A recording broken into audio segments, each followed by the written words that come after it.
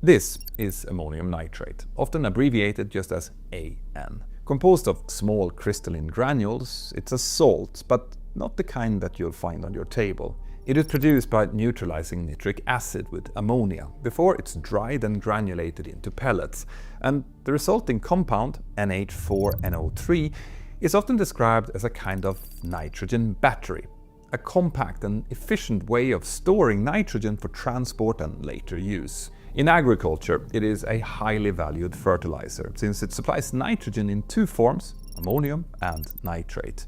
Vegetable gardens, hay and pastures all love it, and this stuff is literally everywhere, with tens of millions of tons being produced annually across the globe. But don't worry, ports and silos aren't exploding worldwide, because in its granular form it's actually relatively stable, as long as it is stored and handled correctly, that is. But that stability does have its limits.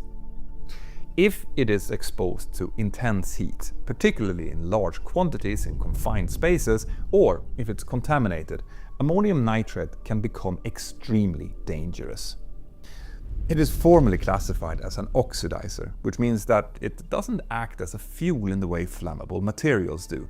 Instead, when heated, it can release oxygen and other reactive gases that causes nearby combustible materials to ignite more easily and burn far more intensely.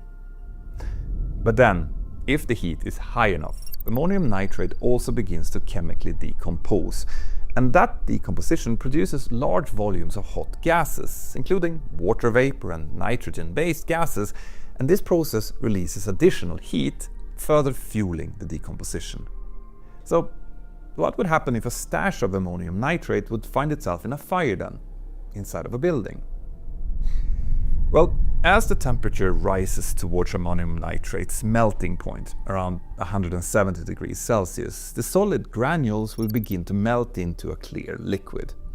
And when the temperature then continues to rise, it will start to decompose quicker and quicker. This will then produce large volumes of hot gases in a very, very short time. And if that happens in an open space, those gases would simply expand and dissipate.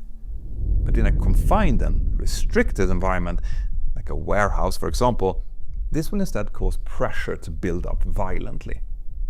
Normally, this reaction would be relatively slow, but if enough material is heated at once, the process can spiral completely out of control.